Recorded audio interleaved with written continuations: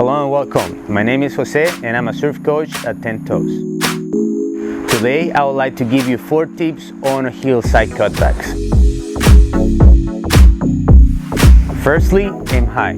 If you start your first turn high, you will have speed and space for a full maneuver.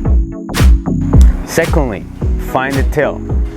On a board your height or over, you should move both of your feet to find your fins. Thirdly, hold your compression as you rotate. Only extend once you know you're hitting the target. Finally, find your target. The higher you hit the wide water, the more speed you will generate coming out of the cutback. If you found this useful, give the video a like and please follow us for more surf content. Pura vida!